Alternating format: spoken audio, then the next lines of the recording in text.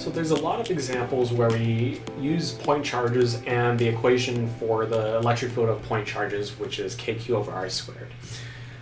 Those are what are called non-uniform electric fields. Uniform implying that it has the same magnitude and the same direction everywhere. But for point charges, if you go further away from them, then the electric field weakens. So that's already not the same magnitude, so it's not a constant or a uniform electric field. Also, it points in different directions everywhere around it, so it's not uniform. But we do have cases where there are uniform electric fields, which means that the value is the same everywhere in a particular area, and it has the same direction. So you would imagine that there's a bunch of parallel lines or vectors all saying the electric field points this way or that way. And it has the same strength or magnitude. So let's take a look at an example with a uniform electric field.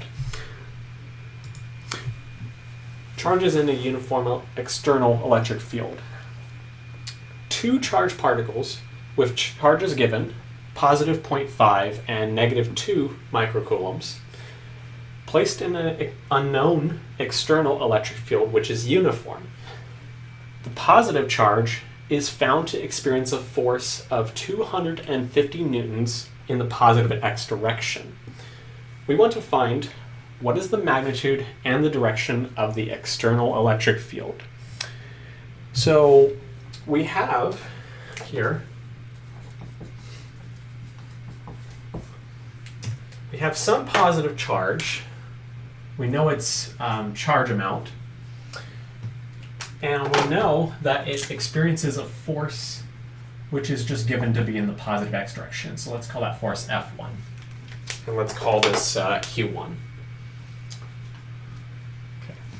So Q1 has a value of 0.5 times 10 to the minus 6th coulombs, because it's microcoulombs. And we know force 1 is given to be 250 newtons. Now the other charge, the negative charge,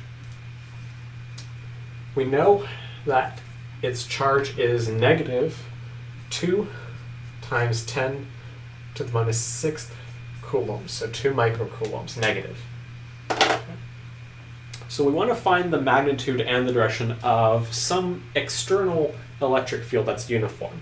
So in other words, here's two charges that have nothing to do with the electric field that is present in the background.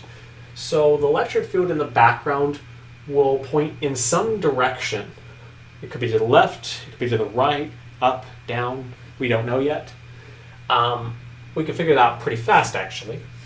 But that electric field, the external electric field, it means that it's not from these charges. So these charges make up some system. That electric field is external to the system. It's independent. It's from something else and we don't really care what it's from in this case. Now, we can very quickly determine the direction of that electric field given that I know the direction of the force on some of the charges that it's influencing. So if the electric field present in the background is influencing this positive charge by making it try to move to the right, well, we already know that positive charges want to move or feel force in the direction of the electric field. So if that's the case, we can already conclude that everywhere in this picture, okay, so we draw these parallel lines to represent that it's uniform, constant in strength and direction. Okay. We have these electric field lines that all point to the right. So no matter where you are in this diagram, pick any point, the electric field will point to the right and it will have the same value no matter what point you pick. Okay. So that's what it means to be uniform. So we've already found the direction. Now all we have to do is find the magnitude. We can do that really easily because we know that if this electric field influences this positive charge and we know the force that it exerts on it, we can just relate those real easily together by just writing that the force equals charge times the electric field. F equals QE. If you know anything about the electric field, you can very quickly get the force on a charge, or vice versa. In this case, we know vice versa. So we're going to say that the electric field is just the force that that charge feels divided by its charge. So we find that it's just 250 newtons. If we do E equals F1 over Q1, 250 newtons divided by the charge that's given, which is 0.5 times 10 to the minus 6th coulombs. So the units that we get out are definitely newtons per coulomb here. 250 divided by 0.5, or 250 over a half, is 500. 500, and then we have 10 to the minus 6th in the bottom, which flips up as 10 to the positive 6th. So we have 500 times 10 to the 6th newtons per coulomb. We could put this in proper scientific notation. I'm not going to bother for right now. Otherwise, this was, I'll write it here. So it's 5 times 10 to the 8th newtons per coulomb. That's in the standard scientific notation. Now, we have the value of the electric field, and we know its direction. So what do we want out of this now?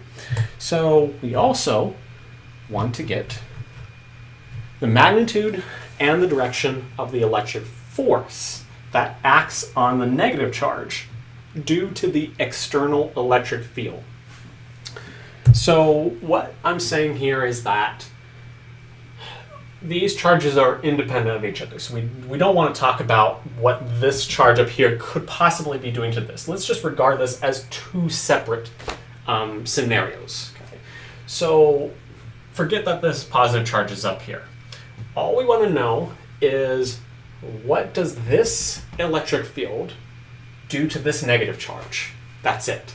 So if I want to know what that electric field is going to do to that negative charge, that's simple. F equals QE. That's it. I know the electric field. We know its value from part A. That is constant through the whole problem. That is not changing. If I know the electric field, and I know the charge I put in that electric field that will influence that charge, I will know the force that acts on it. So very simply, I use charge 2.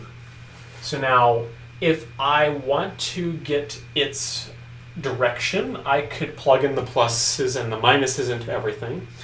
If you want to handle the direction separately, you can still do that, because you should technically know which way this negative charge moves in an electric field. You should know that this negative charge moves against the electric field. But let's say if we were to account for the signs and everything, what I could say is, okay, it's a negative charge, negative 2 times 10 to the negative 6th coulombs, times the electric field, which points in the positive x direction in our coordinate system. If we were to write that to the right being positive x, we know that electric field is in the positive x direction, so it's 5 times 10 to the 8th newtons per coulomb. Okay, so the answer we should get here now, because it's the same electric field, all we're doing is changing the amount of charge. In this case, you're just using a charge which is 4 times as big. 0.5, 0.5, 0.5, and 0.5 make 2. So if the charge is 4 times bigger, then the force is 4 times bigger. That's it. 4 times the charge, so we get 4 times the force from the other charge. So if the other charge felt a force of 250 newtons, 4 times more charge would make the force 4 times larger. So when you calculate this, you should just find it to be 1,000 newtons instead. Okay, so 4 times the charge implies 4 times the force. This is given that the electric field doesn't change through the problem. So if the only thing that changes is the amount of charge, you should just get the force being 4 times larger. And we should say that this is in the negative x direction.